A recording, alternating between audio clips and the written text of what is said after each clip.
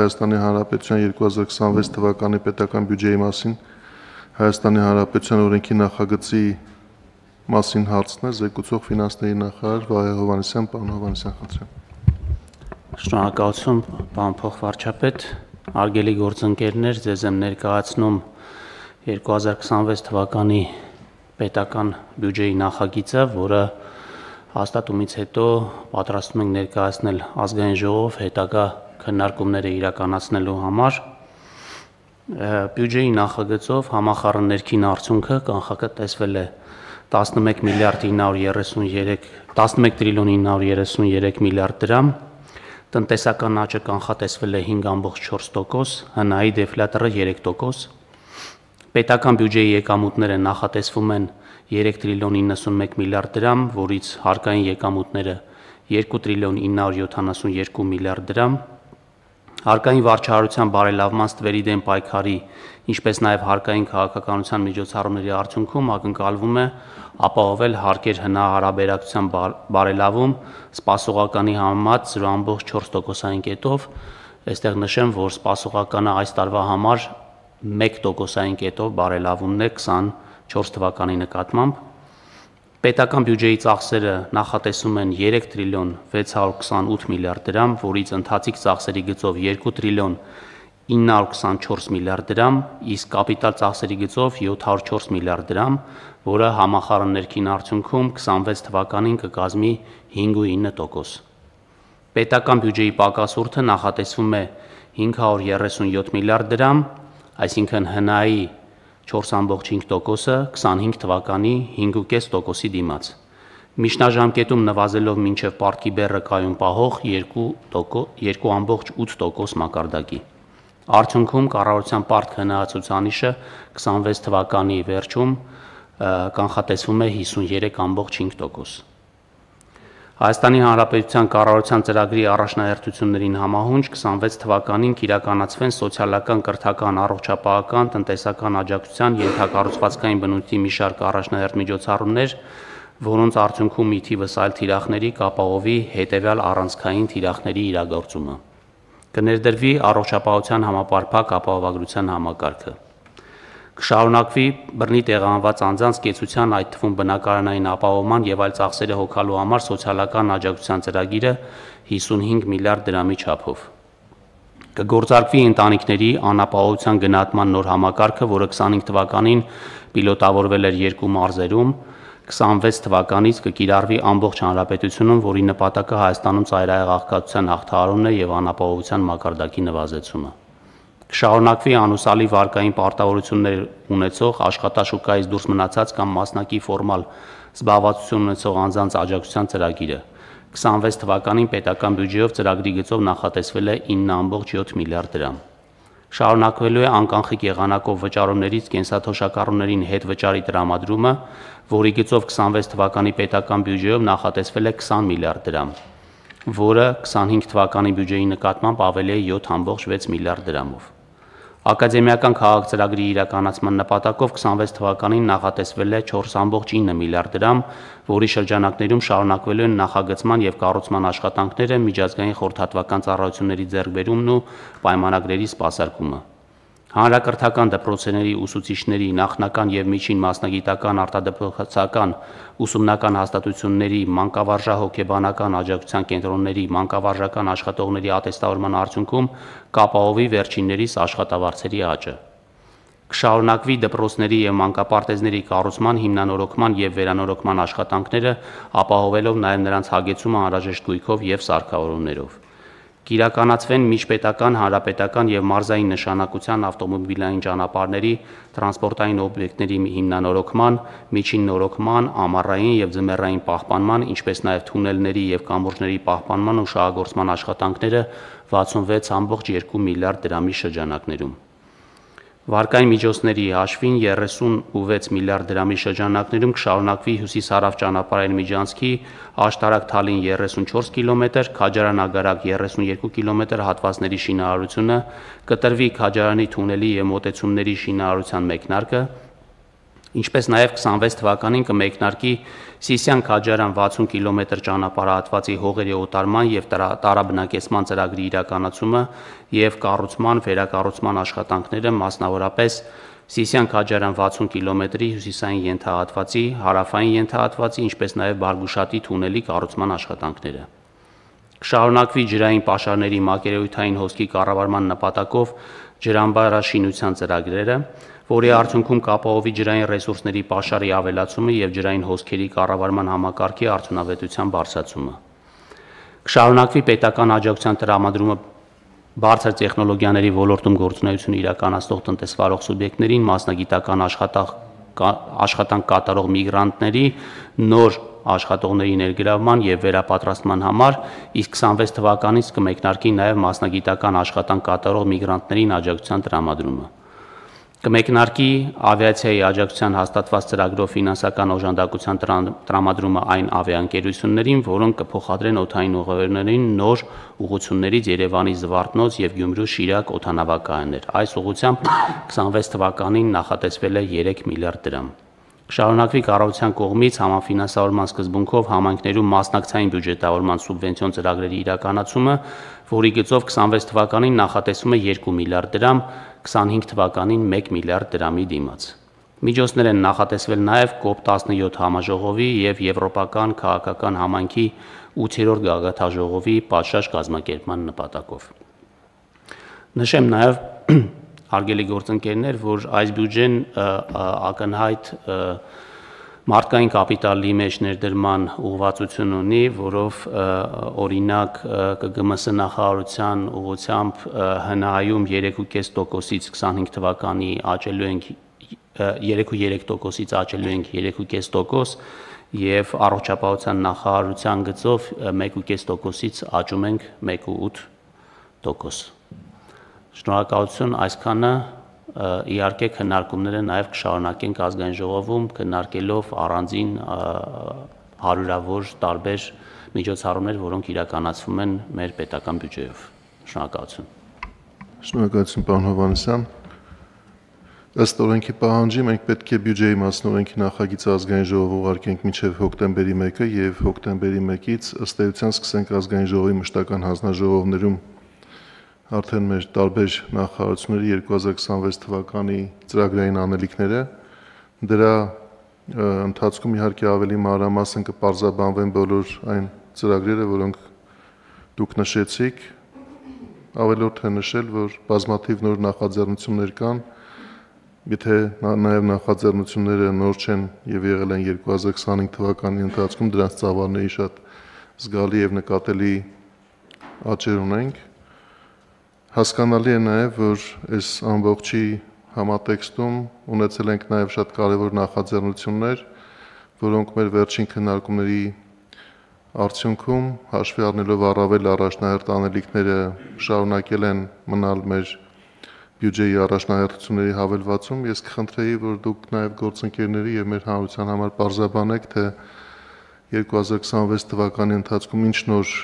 կարգավորումներ եք նախատեսում, որպեսզի այդ առաջնահերթ համարվող, սակայն բյուջեի նախագծում այս փուլում տեղ չգտած նախաձեռնությունները իրագործվեն։ Շնորհակալություն, պարոն Խաչատրյան, նախ նոր կարգավորումների առումով ասեմ, որ այս տարի առաջի անգամ մենք ներկայացնում ենք բյուջեն եռամյա հեռանկարով, որտեղ նաև ներկայացնում ենք բոլոր ծրագրերի ծախսերը առաջիկա 3 տարիների ընթացքում, որպեսզի թե հանրությանը, թե ազգային ժողովին բյուջեն հաստատելուց պարզ լինի, թե մենք որ ճանապարհով ենք գնում։ Ինչ վերաբերվում է հավելվածին, ապա այո, մեր բյուջեի քննարկումների ժամանակ պարզ էր, որ կան մեծ նախաձեռնություններ մեր տարբեր քաղաքականություն իրականացնող մարմինների կողմից, որոնք այս պահին հնարավոր չի տեղավորել այն ծախսային շրջանակի մեջ, որը այս պահին մենք ունենք, եւ ունենք հավելված, որտեղ կդնենք այն բոլոր նախաձեռնությունները, որոնք այս կամ այն պատճառով հնարավոր չի եղել հիմնական փաստաթղթի մեջ ներառել եւ արդեն հաջորդ տարի ելնելով մեր ֆիսկալ հնարավորություններից եւ առաջնահերթություններից առաջնահերթորեն կանդրադառնանք այդ հավելվածում ներկայացված ծրագրերից։ Մենք նաև հիմա վերջնականացման փուլում ենք վերաբաշխումների նոր կարգը, որը քննարկվել շրջանառվել է բոլոր պետական մարմիններին եւ այդ կարգով նաև կհստակեցնենք, թե ինչպես ենք մենք վերաբաշխումներ իրականացնելու այդ հավելվածում ներկայացված ծրագրերի եւ հիմնական ծրագրերի միջև։ Սա է հիմնական մոտեցումը լինելու եւ իհարկե նպատակ ենք ունենալու, որպեսզի ունենանք այնպիսի կատարողականներ, որպեսզի հավելվածում ներկայացված նաեւ առաջնահերթությունները կարողանանք ամբողջությամբ, եթե ոչ ամբողջությամբ, ապա գոնե հիմնական մասը ֆինանսավորել։ Շնորհակալություն պարոն Հովհաննիսյան, հարգելի գործընկերներ, ես ուզում եմ փոքր պարզաբանող լրացում կատարել պարոն Հովհաննիսյանի կողմից ներկայացված պարզաբանմանը։ Մենք յուրաքանչյուր տարվա ընթացքում եւ դա մեր բյուջետային գործընթացները կարգավորող օրենքի մի մասն են, կարգավորման մի մասն են, ունենք օրենքով կառավարությանը վերապահված վերաբաշխումներ իրականացնելու հնարավորություն։ Եվ այդ սահմանաչափը օրենքով նախատեսված է ծախսերի 3% չգերազանցող մասով, որը 2026 թվականի համար հանրագումարով մոտ կլինի 100 միլիարդ դրամի։ Վերջին տարիների մեր փորձը ցույց է տալիս, որ մենք մշտապես ունենում ենք այնպիսի ծրագրեր, որոնք տարբեր պատճառներով տարվա ընթացքում վերանայվում են եւ այդ առաջացող միջոցները բնականաբար կառավարության կողմից ըստ նպատակահարմարության վերահասցեագրվում են այն նոր նախաձեռնություններին, որոնցով նախարարությունները հանդես են գալիս։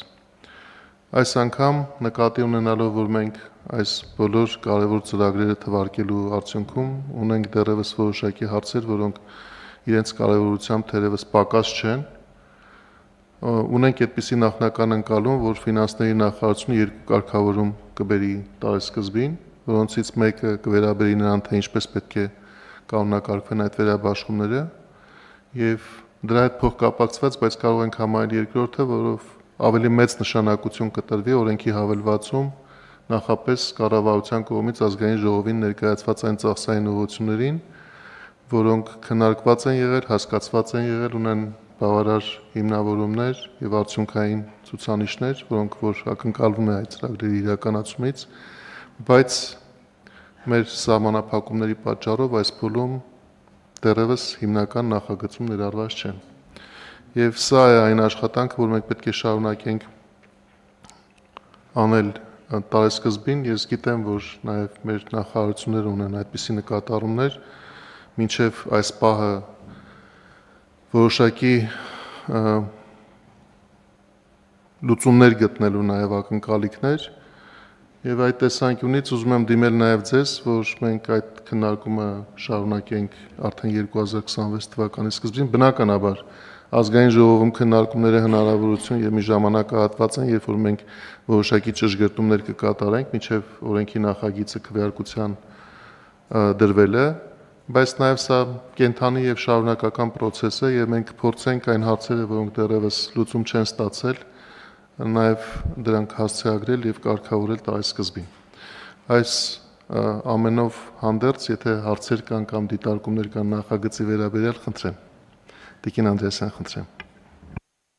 Շնորհակալություն, հարգելի պարոն Խաչատրյան, հարգելի գործընկերներ,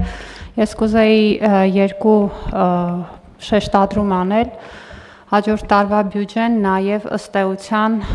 պետք է ապահովի եւ սպասարկի կառավարության ծրագրի իրականացման ամփոփիչ փուլը եւ այդ իմաստով կարծում եմ, որ 26 թվականը շատ կարեւոր է սկսված որոշակի գործողություններ իրենց տրամաբանական ավարտին հասցնելու տեսանկյունից, ինչպես օրինակ դպրոցներում բնագիտական եւ տեղեկատվական լաբորատորիաների հիմնումը, որը կառավարության ծրագրով պլանավորված է, որ պետք է 2026-ին մեր բոլոր դպրոցները ունենան այդ հագեցվածությունը եւ բյուջետային պլանավորման տրամաբանության մեջ հենց այս ցուցանիշներն ու թիրախներն են նաեւ հիմք ընկած եւ սա հատուկ կուզեի շեշտել, որպեսզի նաեւ կառավարության ծրագրի կատարման տեսանկյունից մենք հաջորդական ընթացք ունենանք։ Երկրորդը ինչ կուզեի ընդգծել, դա մեր ռազմավարությունների իրականացումն է։ Մենք բազմաթիվ ոլորտներում ունենք ընդունված ռազմավարություններ եւ բնականաբար շատ կարեւոր է, որ բյուջեն սպասարկի նաեւ ռազմավարությունների իրականացումը եւ այդ իմաստով նաեւ ընդգծելով ձեր խոսքում առաջնահերթություններին անդրադառնալու մեր մոտեցումը պետք է դա նաև շեշտադրեմ ռազմավարությունների եւ նաև որոշ բարեփոխումների շարունակականության ապահովման տեսանկյունից, ուստի կարծում եմ, որ աշխատանքը թերևս ավարտված չի եւ մենք իսկապես ազգային ժողովի փուլում եւ նաև տարեսկզբին կունենանք լրացուցիչ քննարկումներ, որպեսզի ավելի հստակեցնենք այս բոլոր անելիքները, բայց ինչպես միշտ բյուջեն անընդհատ process է եւ հուսով եմ, որ նույն տրամաբանությամբ կշարունակենք աշխատել։ Շնորհակալություն։ Շնորհակալություն Տիկին Անդրեասյան։ Այլ հարցեր։ Պարոն Հովհաննիսյան։ Ես կուզեի արձագանքեի Տիկին Անդրեասյանի ասած այն դիտարկմանը, որ պետքա բյուջեն ռազմավարությունները սպասարկի։ Իհարկե բյուջեն սպասարկում է ռազմավարությունները, բայց բյուջեի շրջանակը ձևավորվում է հաշվի առնելով ամենասկզբից ֆիսկալ շրջանակը եւ ֆիսկալ կայունության հարցերը, որոշվում են այն ծախսային շրջանակը, որը կարող ենք մենք մեզ թույլ տալ այդ կայունությունը ապահովելու տեսանկյունից եւ հետո նոր նայում ենք, թե այդ ռազմավարությունների որ մասը կարող է բյուջեն սպասարկել, որովհետև կարող է այնպես ստացվել, որ բոլոր ռազմավարությունները սպասարկելու գնալու ճանապարհին որոշակի անկայունություններ ստեղծվի ֆինանսական առումով, հետևաբար այս ֆինանսական սահմանափակումների հաշվի առնելը կարծում եմ էական է, իհարկե շատ լավ կլիներ, որ մեր աճի տեմպերը այնպես լիներ, որ մենք ավել ցուկ ունենայինք նաև այդ ռազմավարությունների սպասարկման տեսանկյունից եւ մենք բոլորս էլ գիտենք, որ շատ հաճախ ռազմավարությունները բավականին հավակնոտ են եւ եթե մենք գնահատենք այդ ռազմավարությունների արժեքը, կարող է ստացվի, որ դա բավականին ծախսատար են։ Ուղղակի կուզենայի այս հարցը ուշադրության կենտրոնում պահել այդ ֆիսկալ կայունության ապահովումը, որը ապահովում է հարատևությունը այն ամեն ինչի, ինչը մենք որ իրականացնում ենք մեր տարբեր ռազմավարություններով։ Եվ եթե թույլ կտաք, պարոն Խաչատրյան, խնդրեմ մեզ մի քանի օր ժամանակ տակ խմբագրական վերջնականացնելու համար բյուջեն, որպեսզի կարողանանք ժամանակին ներկայացնել ազգային ժողով։ Շնորհակալություն։ Այո, իհարկե, պարոն Հովհաննիսյան, բայց ես ձեր խոսքը շարունակելով ուզում եմ նաև հիշեցնել, որ մենք նախորդ կառավարության նիստում ընդունեցինք մի որոշում, որը վերաբերում է ռազմավարական կառավարմանը։ Եվ ռազմավարական կառավարման մաս է կազմում նաև ռազմավարական պլանավորումը, որը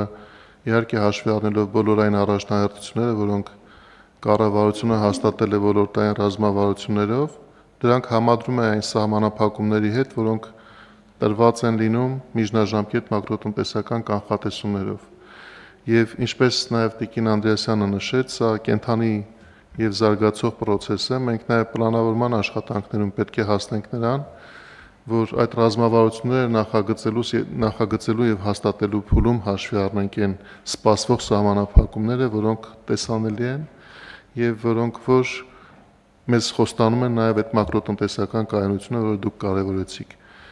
Իհարկե մենք այս հարցի քննարկման առաջիկայում դեռևս բազմիցս վերադառնալու եւ դրան անդրադառնալու կարիք կունենանք։ Պետք է արձանագրենք, որ այս փուլում մենք ստացել ենք բավականաչափ լավ բյուջեի նախագիծ, որը հասցեագրում է մեր բոլոր այն հիմնական առաջնահերթությունները, որոնք ամրագրված են կառավարության ծրագրում, նաև մեծամասամբ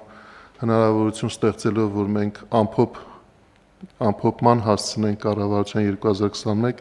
2026 թվականների ծրագրով հաստատված անելիքները եւ իհարկե տարվա ընթացքում որոշ ճշգրտումներով նաեւ կներկայացնենք կամ կհաստատենք այն ուղղումները, որոնք ընթացքից նկատելի կլինեն եւ մենք կարող ենք դա իրականացնել։ Այսինքն թե անհրաժեշտությունը եւ թե հնարավորությունը համադրելով կկայացնենք, կշարունակենք կայացնել որոշումներ։ Այլ հարցեր եւ դիտարկումներ եթե կան, խնդրեմ։ Եթե չէ, ապա առաջարկում եմ քվեարկել օրենքի որոշման նախագիծը, ովքեր են դեմ նախագիծը հաստատելուն։ Դեմ չունենք, նախագիծը հաստատված է